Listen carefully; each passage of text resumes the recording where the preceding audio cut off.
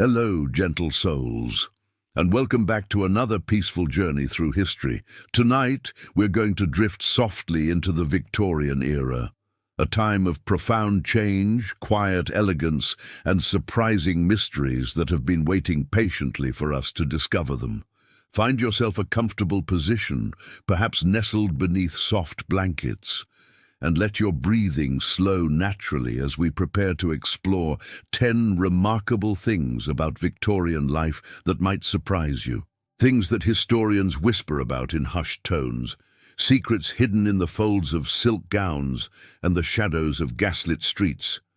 The Victorian era, stretching from 1837 to 1901, was named after Queen Victoria herself, who ruled for 63 years and 7 months. But tonight, we won't be talking about the grand politics or the famous inventions you might expect. Instead, we'll wander through the quieter corridors of Victorian life, discovering the gentle mysteries and surprising truths that lie beneath the surface of this fascinating time. So close your eyes if you wish. Let your mind drift like morning mist over cobblestone streets and allow yourself to be transported to a world of gaslight and genteel manners, where surprising discoveries await us around every corner. If you find peace in these quiet historical wanderings, perhaps you might subscribe to join us on more restful journeys. But for now, simply let yourself settle into the rhythm of our Victorian tale. The first secret: Victorian photography was far from stiff and serious. Let us begin our gentle exploration with something that might surprise you. The common belief that all Victorian photographs show stern, unsmiling faces staring solemnly at the camera. But this is not quite the truth. Picture, if you will, a photography studio in 1860s London. The walls are draped in rich dark velvet, and soft afternoon light filters through tall windows. The air carries the faint chemical scent of developing solutions, silver nitrate and collodion, mixing with the familiar smell of polished wood and brass camera equipment. Contrary to what we might imagine, many Victorians did smile in their photographs. The myth of the perpetually serious Victorian face came from several misunderstandings that have persisted through time like whispers in an old house.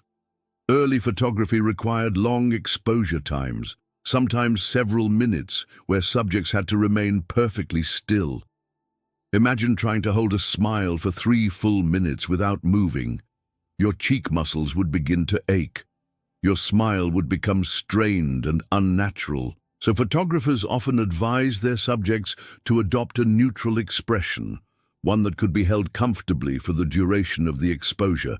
But as camera technology improved through the 1850s and 60s, exposure times shortened dramatically, and with this change came something wonderful. Victorians began to experiment with expression and pose in ways that would seem quite familiar to us today. There are thousands of Victorian photographs showing people laughing, children making silly faces, couples gazing lovingly at each other, and families caught in moments of genuine joy. In one particularly charming example from 1863, a Manchester family photograph shows a young boy making what we would today call bunny ears behind his sister's head, while their parents try unsuccessfully to suppress their laughter. The photography studios themselves became places of creativity and play. Photographers like Oscar Raylander and Henry Peach Robinson created elaborate theatrical scenes, with props and costumes that would make modern Instagram users envious. They photographed people as mythological characters, in exotic locations created entirely in the studio, with painted backdrops and carefully arranged furniture. One photographer in Birmingham became famous for his humorous carte de visite series, small photographs that people collected and traded like modern trading cards. These showed people in amusing poses, making exaggerated expressions, or caught in moments of delightful absurdity. The stereotype of the stern Victorian photograph was also influenced by the fact that formal portraits, the kind taken for official purposes or to commemorate important events, naturally tended towards serious expressions. But these were just one small subset of Victorian photography. The everyday photographs, the family snapshots, the experimental artistic images, these tell a very different story. As you rest there, perhaps you can imagine yourself in that Victorian photography studio, the photographer adjusting his lens with careful precision, the soft sound of footsteps on wooden floors, the gentle murmur of conversation as families arrange themselves for their portrait. There's warmth here, humanity, joy preserved in silver and light. If these gentle discoveries bring you comfort, you might consider sharing this peaceful journey with someone who could use a little rest tonight. The second secret, the unexpected richness of Victorian colour. Now let us drift into another misconception about Victorian times. The belief that their world was somehow drained of colour, existing only in sepia tones and muted greys like the old photographs we see today. Close your eyes and imagine, if you will, walking down a prosperous Victorian street in the 1870s. What do you see? The reality would dazzle your eyes with its vibrancy. Victorian homes were painted in rich, bold colours that would surprise modern sensibilities. Bright emerald greens, deep burgundies, golden yellows, and striking blues adorned the exteriors of houses. These weren't the subtle earth tones we might expect, but bold statements of prosperity and personality. Inside these homes, the colour was even more extraordinary.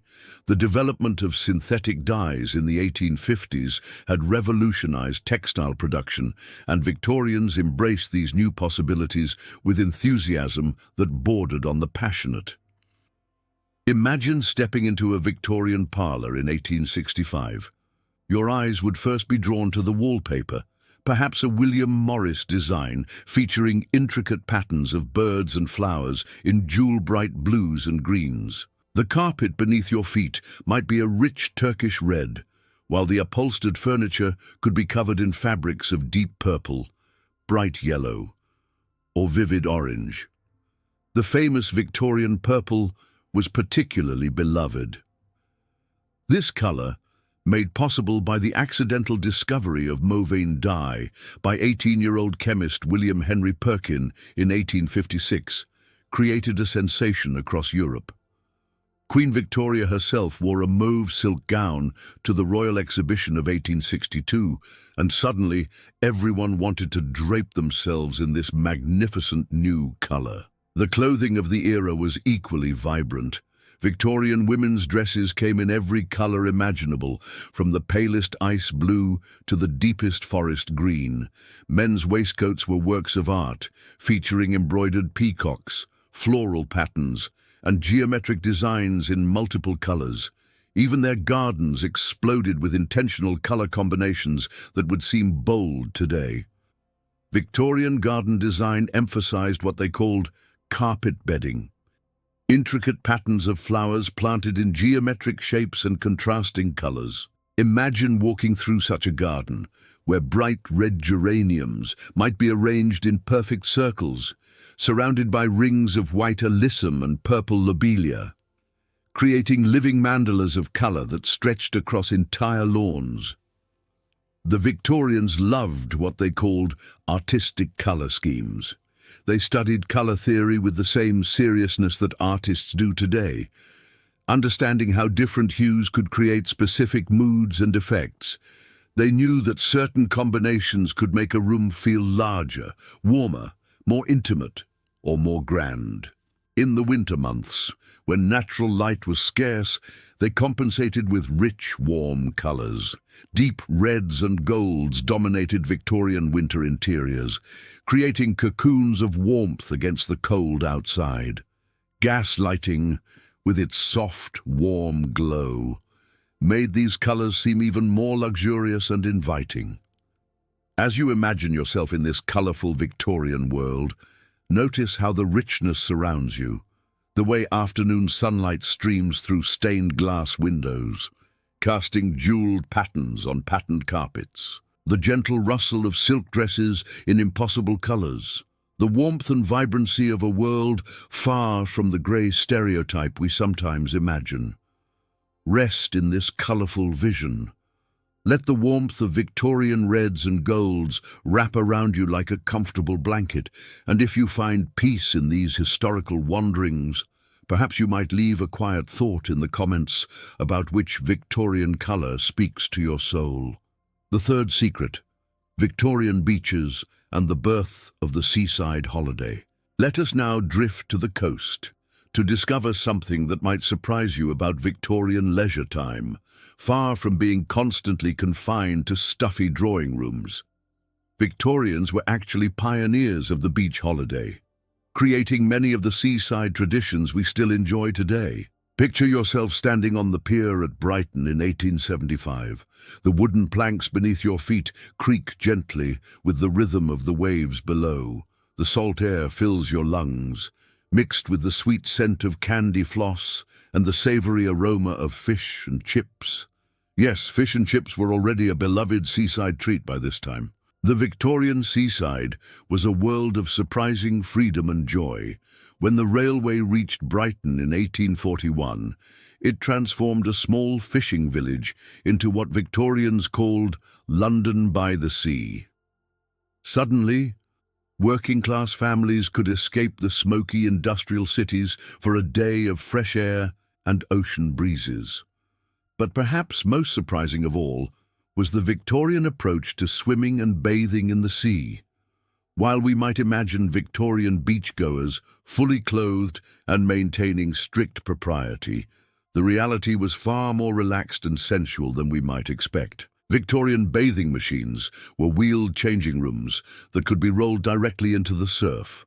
Once inside, away from prying eyes, Victorian women would change into bathing costumes that, while modest by today's standards, were quite revolutionary for their time. These woolen bathing dresses revealed bare arms, and sometimes even bare calves, in public. The sensation of cool ocean water against skin, the freedom of movement in the waves. This was a kind of liberation that many Victorian women rarely experienced elsewhere. The men's bathing areas were even more relaxed. Victorian gentlemen often bathed completely nude in designated areas of the beach, a practice that continued well into the 1890s. The segregation of male and female bathing areas meant that, within their respective zones, Victorians enjoyed freedoms that might surprise us today. Imagine the scene at Scarborough or Blackpool on a warm summer afternoon in 1880. Families spread blankets on the sand.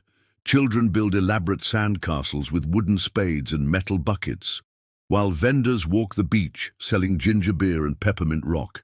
The air is filled with laughter, the sound of waves, and the distant music of a brass band playing on the pier.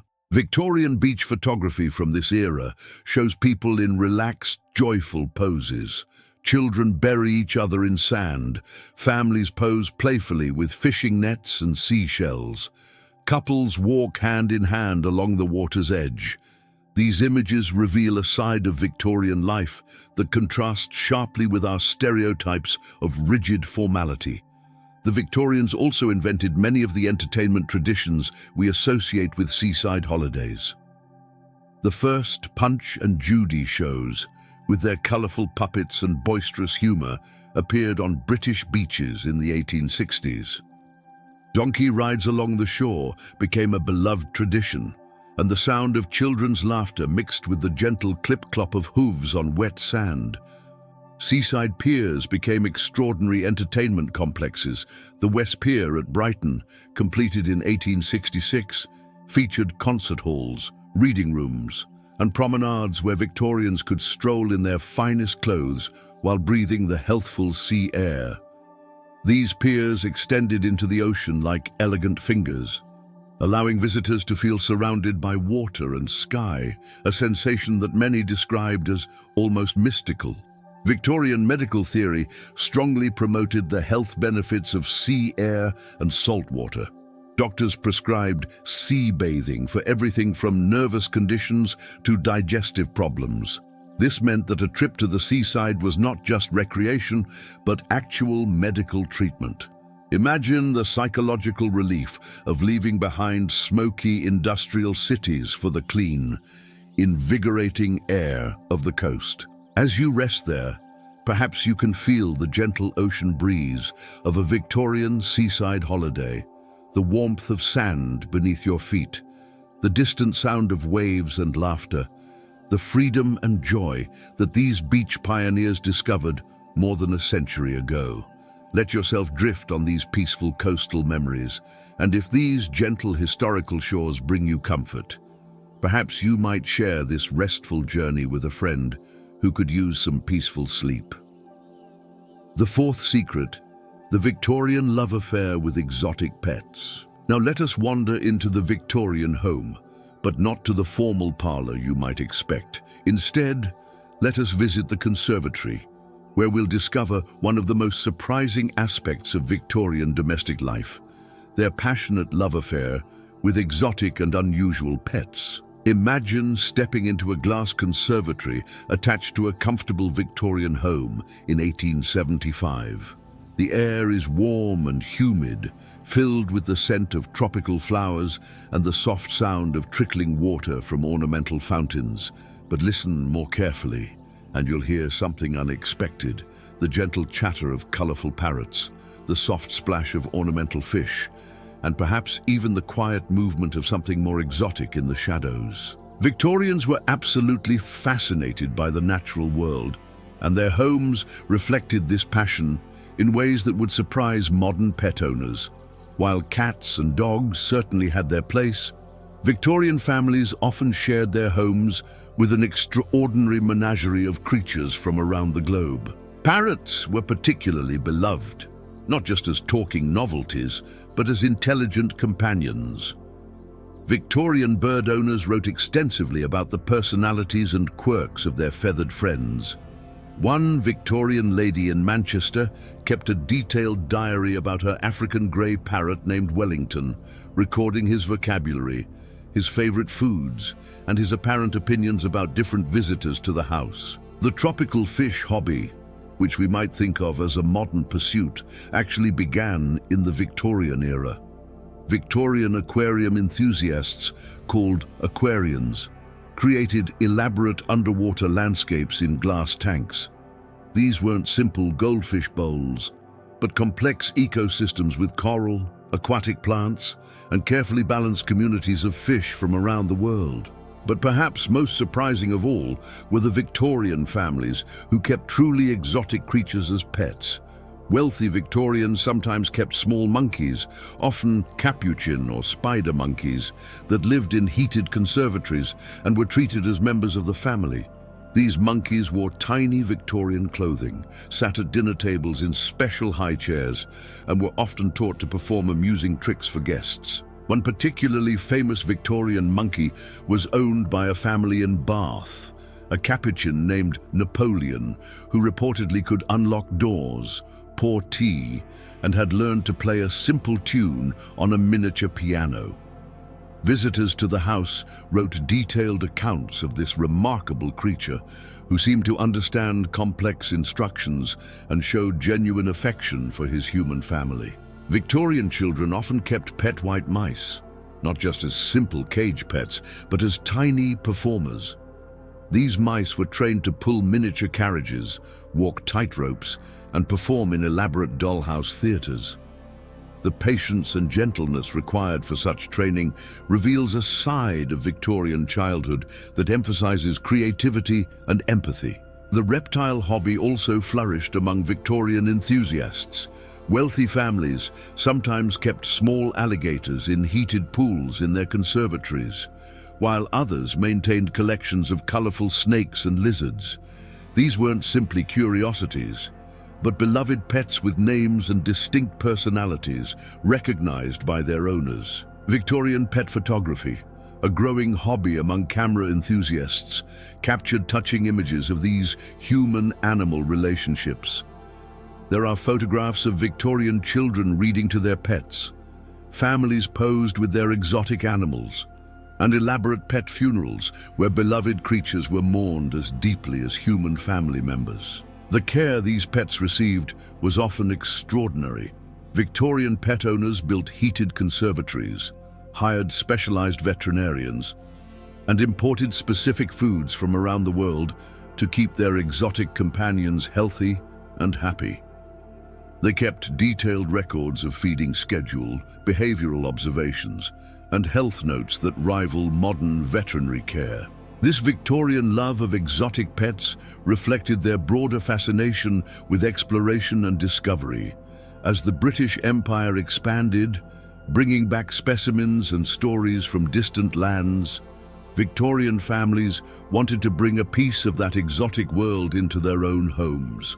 Their pets became living connections to far-off places they might never visit themselves. As you rest there, imagine yourself in that warm Victorian conservatory, surrounded by the gentle sounds of contented creatures, the soft cooing of tropical birds, the peaceful bubble of aquarium filters, and the quiet companionship of animals from around the world, all finding safety and love in a Victorian home. Let these gentle creatures from the past keep you company as you drift towards sleep. And if these surprising Victorian stories bring you peace, you might quietly share this restful journey with someone who loves animals as much as these Victorian families did. The fifth secret: Victorian spiritualism and the search for wonder. Let us now drift into one of the most fascinating and surprising aspects of Victorian culture: their passionate embrace of spiritualism and the supernatural. Far from being purely rational and scientific, Victorian society was deeply mystical, filled with seances, ghost stories, and a profound belief in the possibility of communicating with the spirit world. Imagine yourself in a Victorian parlour on a misty evening in 1885. The gaslight has been dimmed to a soft glow, and heavy curtains block out the outside world. Around a polished mahogany table, 6 people sit with their hands gently touching, their eyes closed in concentration. The air seems to shimmer with possibility, and in the silence, you can almost hear the whisper of something otherworldly. The Victorian fascination with spiritualism began in the 1850s and grew into a massive cultural movement that attracted people from all walks of life. This wasn't simply a fringe interest, but a mainstream phenomenon that included scientists, writers, politicians, and even members of the royal family. Queen Victoria herself, after the death of her beloved Prince Albert in 1861, became deeply interested in spiritualism. She consulted mediums, attended seances, and desperately hoped to communicate with her departed husband. This royal endorsement gave spiritualism a respectability that it might not have achieved otherwise. The typical Victorian séance was an elaborate affair, carefully orchestrated to create an atmosphere of mystery and anticipation. Heavy curtains would be drawn. Candles or dim gaslight provided the only illumination, and participants would gather around tables specially designed for spirit communication.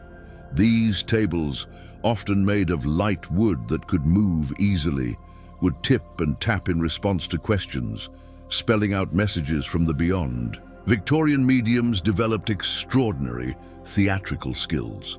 Famous mediums like Florence Cook and Daniel Douglas Home could apparently levitate tables, produce ghostly voices from thin air, and materialize spirits that could be seen and sometimes even touched by séance participants. While modern skeptics might question these phenomena, Victorian believers experienced them as profoundly moving and genuine. The Victorian fascination with death photography, or memento mori, was closely connected to their spiritual beliefs. Families would photograph deceased loved ones, often posed as if merely sleeping, surrounded by flowers and cherished possessions. These weren't morbid practices, but loving attempts to preserve connection with those who had passed into the spirit realm. Perhaps even more surprising was the Victorian enthusiasm for spirit photography. Images that supposedly captured the ghostly forms of deceased individuals appearing alongside living subjects. Photographers like William Hope became famous for producing these mysterious double exposures, where translucent figures seemed to hover protectively near their living relatives. Victorian ghost stories reflected this spiritual fascination. Writers like M.R. James and Sheridan Le Fanu created ghost stories that weren't simply meant to frighten, but to explore the possibility of continued existence after death. These stories often portrayed spirits as misunderstood beings seeking resolution, justice, or simply acknowledgement from the living world. The Ouija board, invented in 1890, became a popular Victorian parlor game. Families would gather around these boards, placing their fingers lightly on the planchette, and ask questions of the spirit world. The board would spell out answers, sometimes startling in their accuracy, sometimes mysterious in their meaning. For Victorians, this wasn't mere entertainment, but a genuine attempt to pierce the veil between worlds. Victorian spiritualists also developed elaborate theories about life after death. They envisioned spirit realms that were idealized versions of earthly existence, where loved ones continued to learn, grow, and love, just in a different plane of existence. These beliefs provided comfort to people dealing with the high mortality rates of the era, when death was a much more present reality in daily life. The movement attracted prominent intellectuals and scientists. Sir Arthur Conan Doyle, creator of the rational detective Sherlock Holmes, was actually a passionate spiritualist who wrote extensively about his experiences with mediums and his belief in life after death. This apparent contradiction reveals how seamlessly Victorians combined scientific thinking with mystical belief. Victorian spiritualist meetings were social events that brought together people from different classes and backgrounds. In the darkened parlor, with spirits supposedly present, normal social hierarchies seemed less important. Servants and employers, men and women, young and old, all became equal participants in the search for otherworldly communication. As you rest there in the gentle darkness, perhaps you can feel something of that Victorian sense of wonder, the belief that the world contains mysteries beyond our everyday understanding, that love and connection might continue beyond the boundaries of physical life, and that in quiet moments like these, we might touch something eternal and comforting. Let yourself drift on this gentle mystery, this Victorian faith in the beautiful unknown, and if you're still with me on this peaceful journey, feel free to subscribe for more restful wanderings through history's gentler mysteries. The Sixth Secret: Victorian children's surprisingly free-range childhoods. Now let us turn our attention to something that might completely reshape your understanding of Victorian childhood. Far from being confined to stuffy nurseries under constant supervision, Victorian children, especially those from middle-class families, often enjoyed freedoms that would astonish modern parents. Picture a typical summer morning in 1875 in a comfortable Victorian suburb. The sun streams through lace curtains as the household begins to stir. But notice something that might surprise you. The children, some as young as 7 or 8 years old, are preparing to leave the house on their own for adventures that will take them far from adult supervision until evening. Victorian children were expected to be remarkably independent. After a simple breakfast of bread, butter, and perhaps some jam, children would venture out into their neighborhoods with nothing more than a few pennies in their pockets and strict instructions to be home by dark. This wasn't negligence, but a deliberate philosophy of child-rearing that emphasized self-reliance and character development. These children would spend their days exploring, building elaborate forts in vacant lots, wading in streams and ponds, and creating complex imaginary games that lasted for hours. They knew every street, alley, and secret hiding place in their neighborhoods. They climbed trees that would terrify modern parents, built rafts to navigate local waterways, and roamed through fields and woods with the confidence of seasoned explorers. Victorian children's games were elaborate and often surprisingly sophisticated. They played complex versions of hide-and-seek that could involve entire neighborhoods, organized elaborate theatrical productions in backyard sheds, and created intricate trading economies based on marbles, buttons, and found treasures. The toys available to Victorian children also encouraged independence and creativity. Rather than passive entertainment, Victorian toys were often construction sets, chemistry sets, or craft supplies that required active engagement and skill development.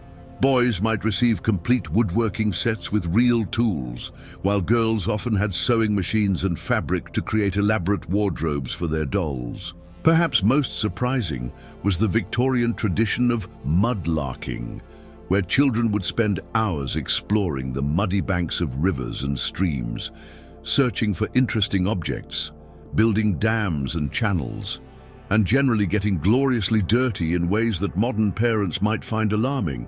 This wasn't seen as inappropriate behavior, but as healthy outdoor activity that built character and resilience. Victorian children also had remarkable freedom to explore the adult world around them.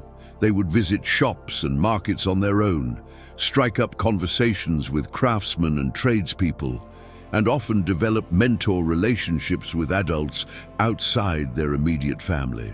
A child might become fascinated with the local blacksmith, baker, or clockmaker, and spend hours watching and learning from these skilled artisans. The streets themselves were considered safe spaces for children. Victorian neighborhoods were communities where adults looked out for all the local children, not just their own. A child in trouble could count on help from any adult in the neighborhood, while misbehavior would quickly be reported back to parents through an informal network of community oversight. Victorian children were also expected to contribute meaningfully to household operations. Children as young as 6 or 7 had regular chores and responsibilities that were considered essential to the family's well-being. They might tend gardens, care for younger siblings, help with cooking and cleaning, or even contribute to family businesses. This wasn't exploitation, but preparation for adult responsibilities and a way of emphasizing each child's importance to the family unit. The educational philosophy of the time also emphasized independence. Victorian children were expected to pursue their own interests and develop expertise in areas that fascinated them.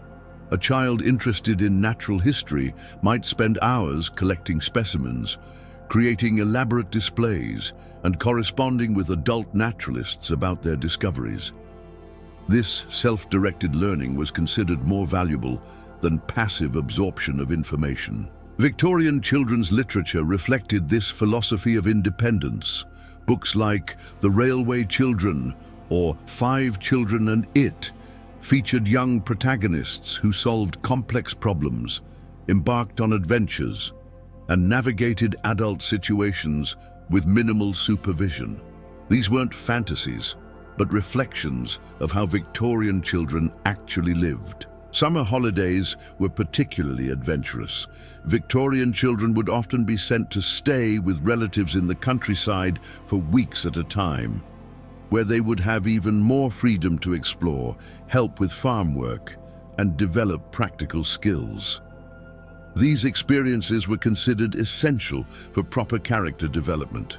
As you rest there, perhaps you can imagine the freedom of a Victorian childhood summer, the long days of exploration and discovery, the satisfaction of real responsibility and meaningful work, the deep knowledge of your own neighborhood and community, the confidence that came from being trusted to navigate the world independently. Let yourself drift into these memories of childhood freedom and adventure, and if these gentle glimpses of the past bring you peace, you might share this restful journey with someone who remembers the joy of long summer days and childhood independence. The 7th secret: Victorian foodie culture and culinary adventures. Let us now wander into the Victorian kitchen and prepare to be surprised by the sophistication and international scope of Victorian cuisine. Far from the bland, heavy fare we might expect, Victorian dining was actually incredibly diverse, exotic, and surprisingly modern in many ways. Imagine yourself entering a well-appointed Victorian kitchen in the 1870s. The warm air carries the mingled scents of vanilla, cinnamon, fresh herbs, and something deliciously exotic, perhaps curry powder or Chinese five-spice. On the massive kitchen table, you see ingredients that might surprise you: coconut, tropical fruits, aromatic spices from around the world, and recipe books filled with international dishes. The Victorian era was actually the beginning of the first global cuisine revolution, as the British Empire expanded, bringing back ingredients, recipes, and culinary techniques from around the world. Victorian kitchens became laboratories of international fusion cooking that wouldn't seem out of place in a modern foodie magazine. Curry, which we might think of as a modern multicultural addition to British cuisine, was actually wildly popular in Victorian England. Cookbook authors like Eliza Acton published detailed curry recipes in the 1840s, and by the 1860s, curry powder was a standard ingredient in middle-class Victorian pantries.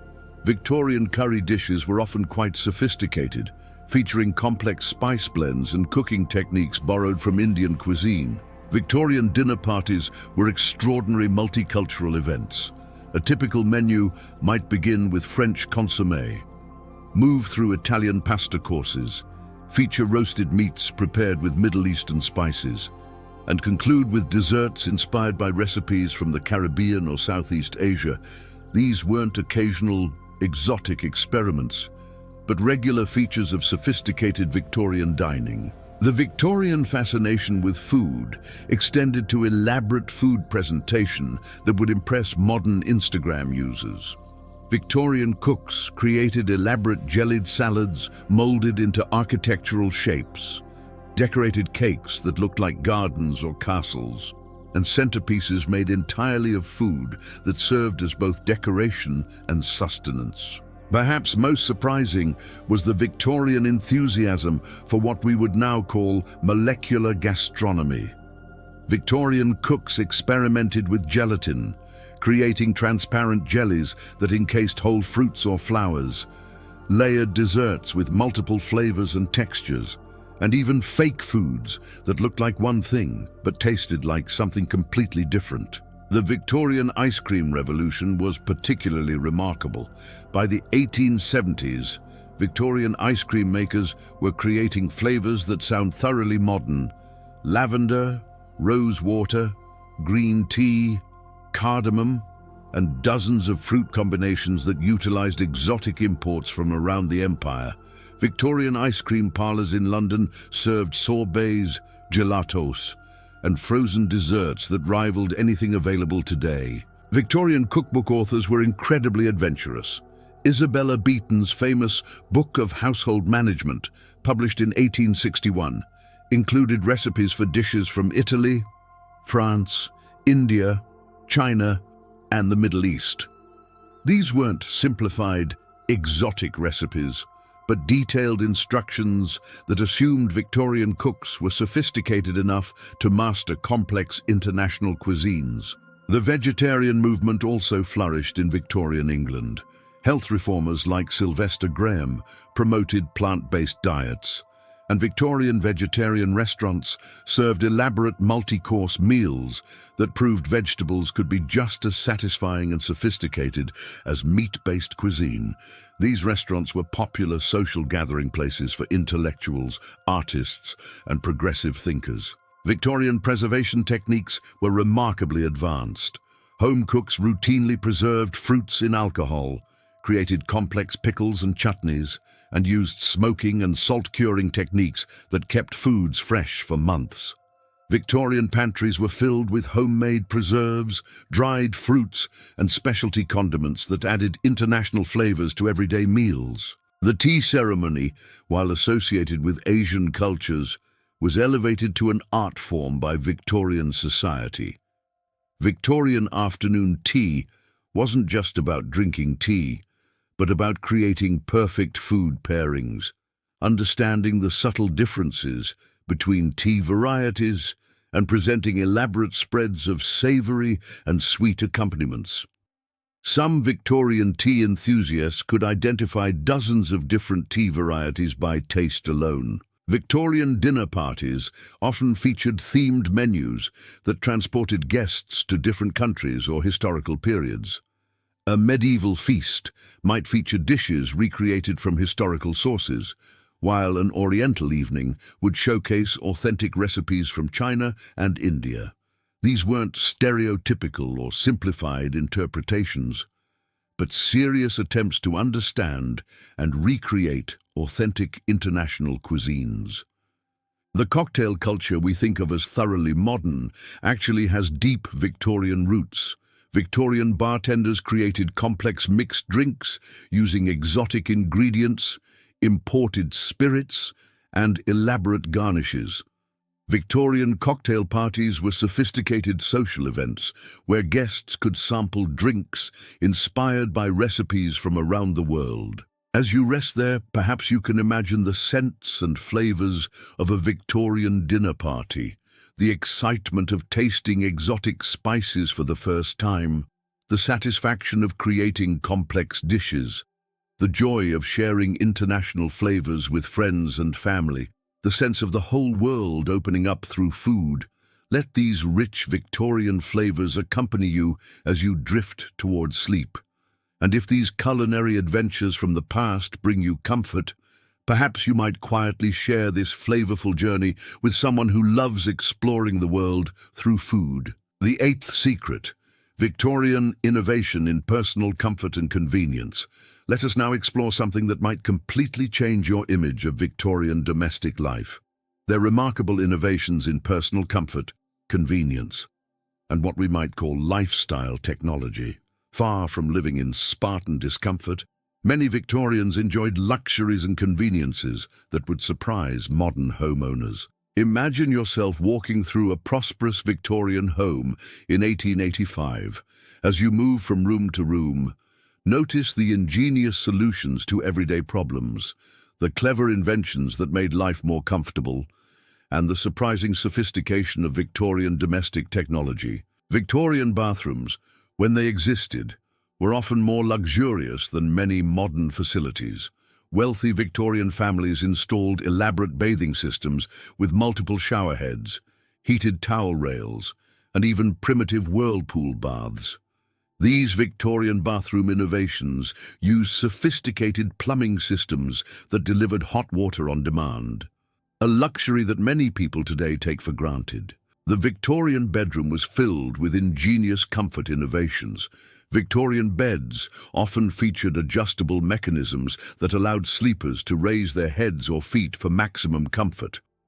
Some Victorian beds included built-in reading lights, small storage compartments for personal items, and even warming systems that heated the mattress on cold nights. The famous Victorian warming pan, filled with hot coals and slid between sheets before bedtime, was just one of many heating innovations designed to ensure comfortable sleep. Victorian inventors created remarkable solutions for personal grooming and hygiene. They developed early versions of hairdryers, electric toothbrushes, and even primitive electric razors. Victorian dressing rooms featured elaborate mirrors with adjustable lighting systems that allowed users to see themselves clearly from multiple angles. Some Victorian vanities included built-in cosmetic organizers, heated compartments for storing beauty products, and even small sinks for convenient face washing. The Victorian kitchen was a marvel of efficient design and labor-saving devices. Victorian cooking ranges were sophisticated pieces of equipment that could bake, roast, boil, and even smoke food simultaneously. These ranges often included hot water reservoirs, warming ovens, and temperature gauges that would seem familiar to modern cooks. Victorian kitchens also featured elaborate systems of bells and speaking tubes that allowed communication between different floors of the house without anyone having to leave their work. Victorian inventors were particularly creative in designing furniture that served multiple purposes. Victorian writing desks often included hidden compartments, built-in filing systems, and adjustable surfaces that could accommodate different types of work. Some Victorian desks could transform into dining tables, art easels, or even small beds for afternoon naps.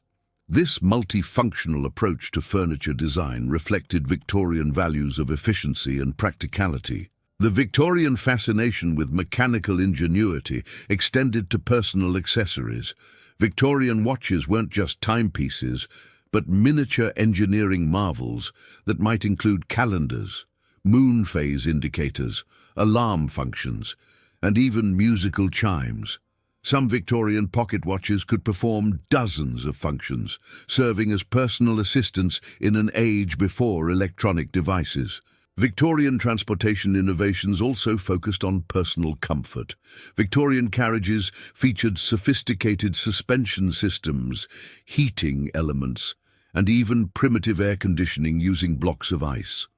Some wealthy Victorians owned carriages with fold-out beds, portable toilets, and elaborate entertainment systems, including small libraries and music boxes. The Victorian approach to home climate control was surprisingly sophisticated. They developed elaborate systems of dampers, vents, and heat distribution that could maintain different temperatures in different rooms. Some Victorian homes featured early versions of central heating that circulated warm air or hot water throughout the building. Victorian conservatories used advanced glazing techniques and heating systems to maintain tropical temperatures year-round. Victorian clothing was also full of ingenious comfort features. Victorian undergarments included adjustable components, built-in padding for warmth, and clever fastening systems that made dressing and undressing easier. Victorian shoes often featured elaborate cushioning systems, adjustable supports, and even primitive orthotic inserts designed to provide comfort during long periods of walking or standing. Perhaps most remarkably, Victorian inventors developed early versions of many appliances we consider thoroughly modern. Victorian homes might include primitive dishwashers, carpet cleaning machines, and even early versions of garbage disposals. These weren't mass-produced consumer goods, but custom-designed solutions created by ingenious inventors for wealthy clients who valued convenience and comfort. Victorian communications technology was also surprisingly advanced. Wealthy Victorian homes featured elaborate systems of pneumatic tubes that could deliver messages between rooms instantly. Some Victorian houses included early telephone systems that connected different parts of the building, allowing family members to communicate without leaving their rooms. The Victorian medicine cabinet was filled with comfort aids that demonstrate their attention to personal well-being. They developed sophisticated heating pads for sore muscles, early versions of humidifiers for respiratory comfort, and even primitive massage devices designed to promote relaxation and health. Victorian sleeping innovations were particularly advanced. They understood the importance of good sleep and developed remarkable solutions for bedroom comfort. Victorian mattresses often featured spring systems that provided better support than many modern alternatives.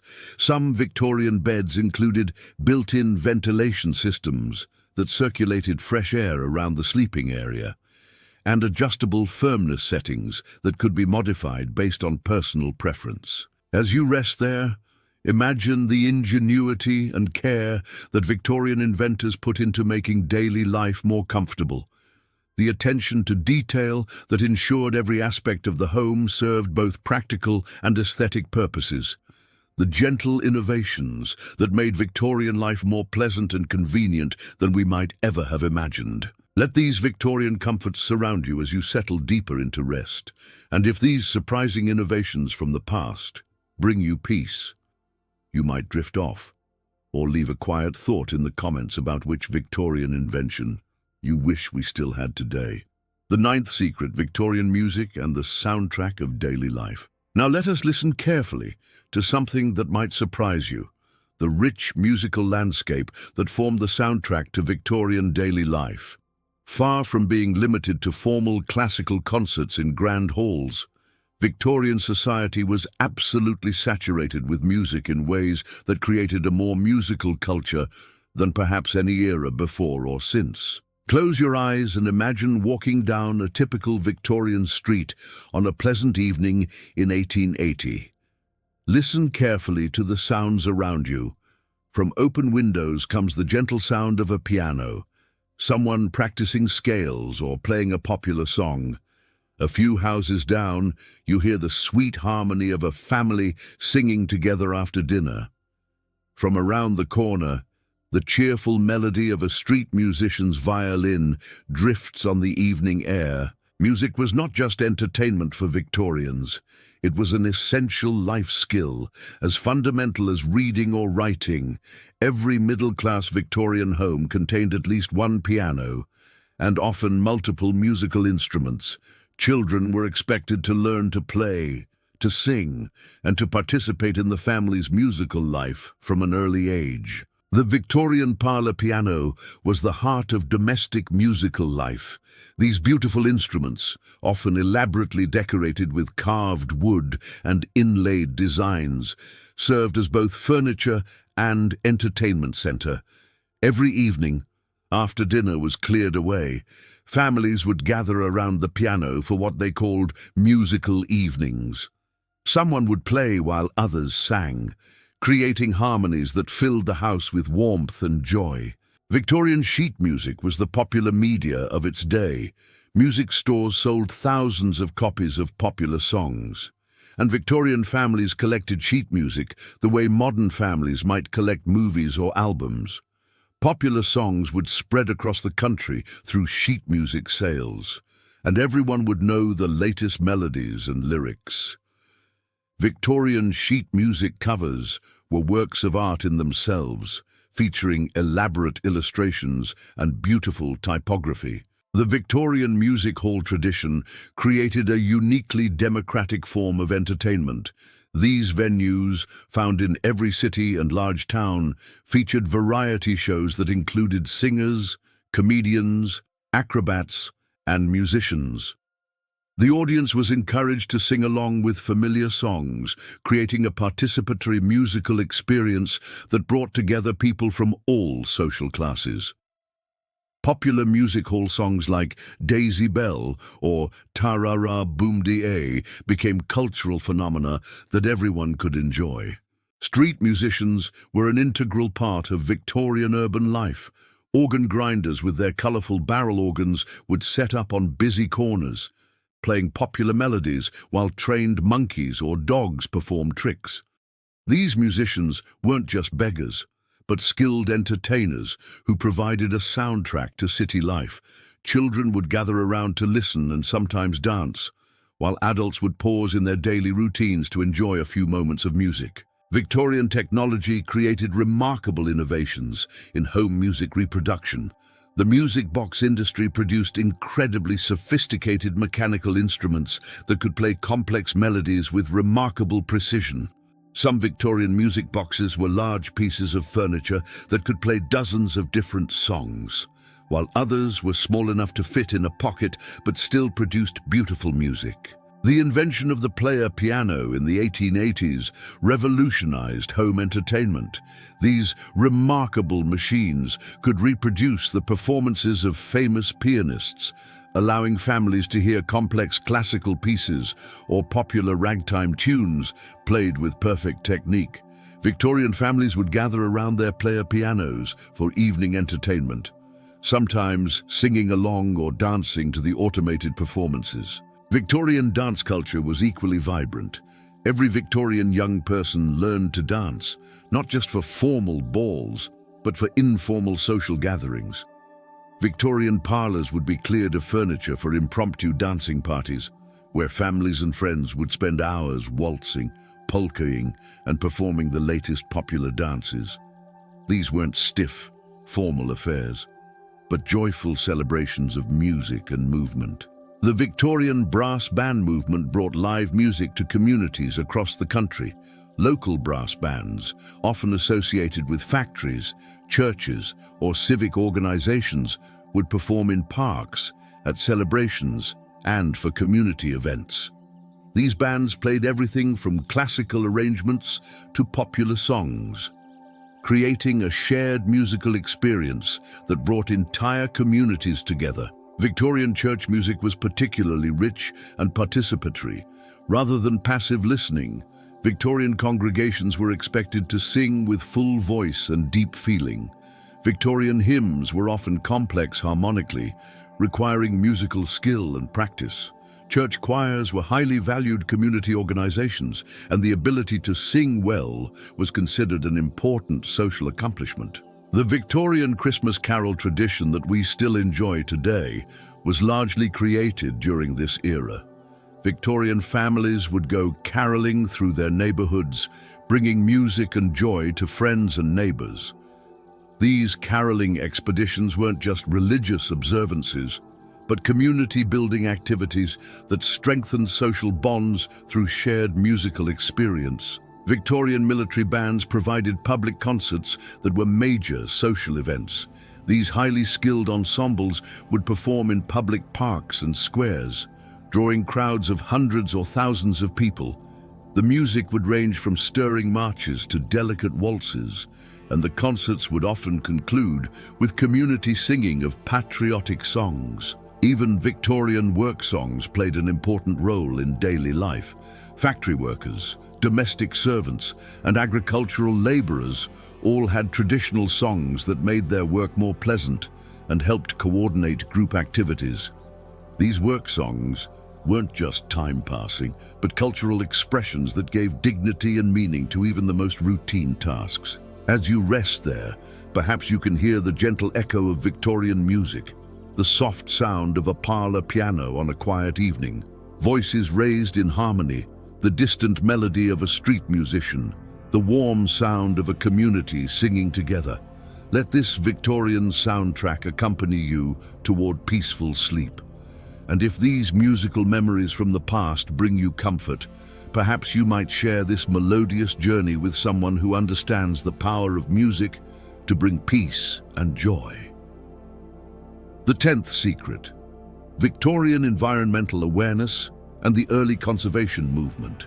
For our final discovery tonight, let us explore something that might completely surprise you about Victorian attitudes toward the natural world.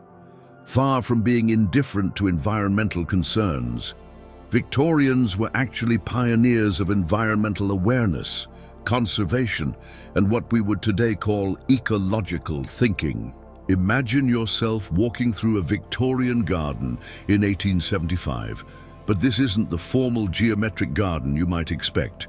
Instead, you find yourself in what Victorians called a wild garden, where native plants grow in natural arrangements, where birds and insects find shelter and food, and where the gardener works with nature rather than imposing artificial order upon it. The Victorian conservation movement began with individuals who recognized that rapid industrialization was threatening the natural world they loved. Early Victorian conservationists like John Ruskin and William Morris wrote passionately about the need to preserve natural beauty, to protect wildlife habitats, and to maintain the delicate balance between human progress and environmental health. Victorian naturalists were extraordinarily sophisticated in their understanding of ecological relationships. They recognized that plants, animals, and their environments were interconnected in complex ways that required careful study and protection. Victorian natural history societies, found in every city and town, brought together amateur and professional scientists who documented local ecosystems, tracked seasonal changes, and advocated for the protection of threatened species. The Victorian garden design philosophy reflected this environmental awareness. Rather than imposing formal European styles on every landscape, Victorian garden designers began to work with native plants and natural terrain.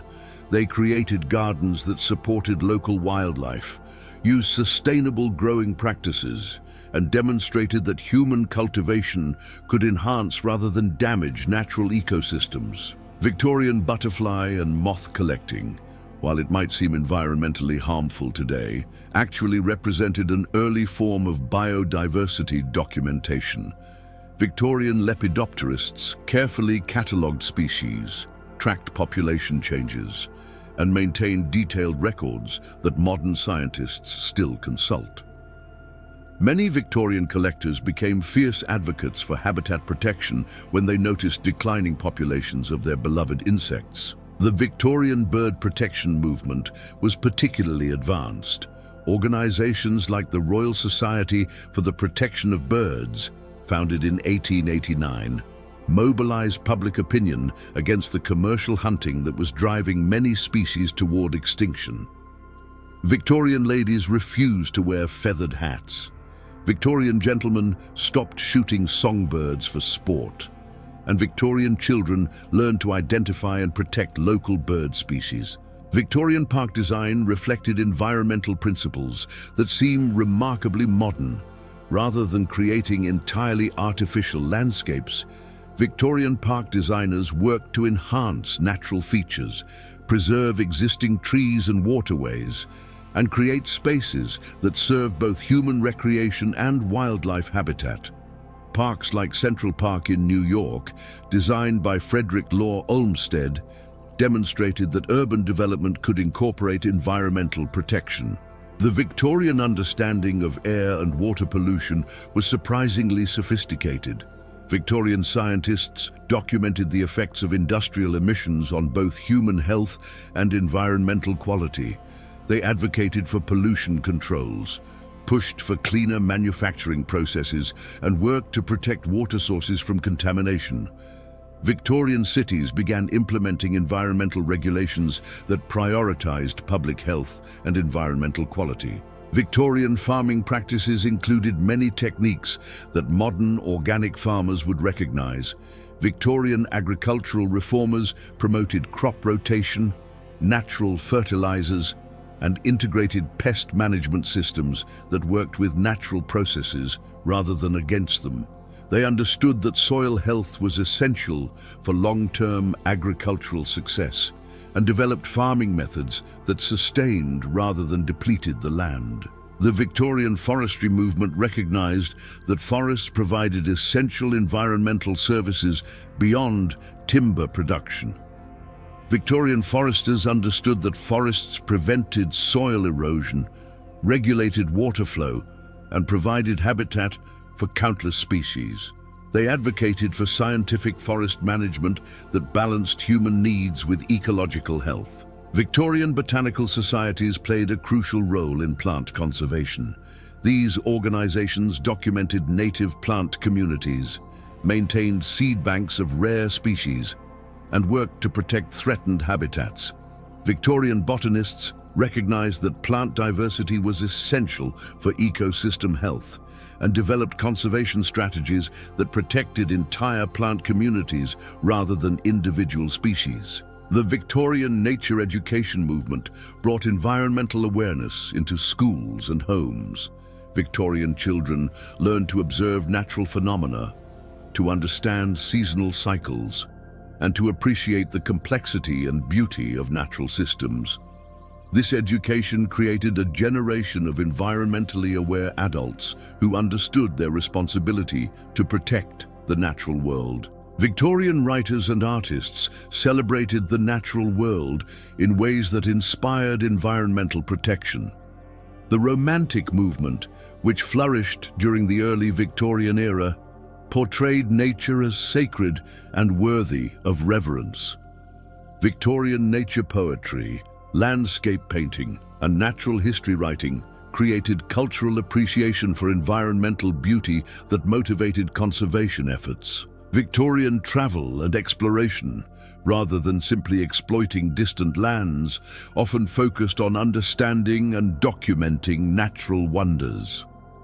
Victorian explorers collected specimens for scientific study, documented unknown ecosystems, and advocated for the protection of spectacular natural areas. Their work laid the foundation for the national park movement that would follow. Even Victorian architecture reflected environmental awareness. Victorian designers worked to create buildings that fit harmoniously into their natural settings, that used local materials, and that incorporated natural lighting and ventilation systems. The Victorian understanding of healthy architecture recognized that human well-being depended on maintaining connection with the natural world. As you rest there, perhaps you can feel the Victorian appreciation for the natural world, their understanding that human happiness and health depend on environmental quality, their recognition that we are part of nature rather than separate from it. Let this Victorian environmental wisdom surround you with peace and connection. And if this gentle recognition of our place in the natural world brings you comfort, you might share this restful environmental awareness with someone who needs to remember their connection to the living world. Gentle conclusion. Rest in Victorian peace. And so, our gentle journey through Victorian secrets comes to its peaceful close. We have wandered together through gaslit streets and flower-filled conservatories, listened to family music in cozy parlors, marveled at unexpected innovations and surprising freedoms, and discovered a world far richer and more complex than the stereotypes might suggest. The Victorians, like all people throughout history, were full of contradictions and surprises. They combined formality with playfulness, tradition with innovation, propriety with adventure. They lived in a world that was simultaneously more restrictive and more free than we might imagine, more colorful and more musical, more environmentally aware and more internationally minded than our simplified images suggest. Perhaps most importantly, the Victorians understood something that we sometimes forget in our hurried modern lives: the importance of taking time for beauty, for comfort, for connection with both the human and natural worlds. They knew that life was meant to be lived fully, with attention to both practical needs and aesthetic pleasures. As you settle into sleep tonight, let yourself be surrounded by the gentle wisdom of these Victorian discoveries. Feel the warmth of their colorful homes. Hear the echo of their family music. Sense their appreciation for both innovation and tradition, their balance of independence and community, their recognition that the best life combines comfort with adventure, routine with surprise. The Victorians faced their own challenges and uncertainties, just as we face ours today, but they met these challenges with creativity, ingenuity, and a deep appreciation for the beauty and mystery of life.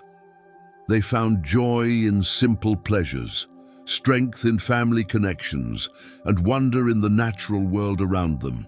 Let these Victorian qualities accompany you into peaceful sleep, the appreciation of beauty in everyday life, the importance of family music and shared stories, the courage to try new things while honoring old traditions, the recognition that comfort and convenience can enhance rather than diminish life's meaning. If this gentle journey through Victorian secrets has brought you peace, perhaps you might subscribe to join us for more restful wanderings through history's quiet corners.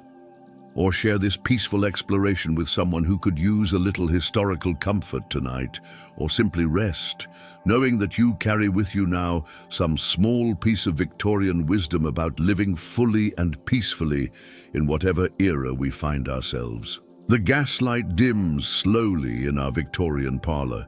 The music softens to a whisper, and somewhere in the gentle darkness, the past and present meet in the timeless realm of peaceful sleep.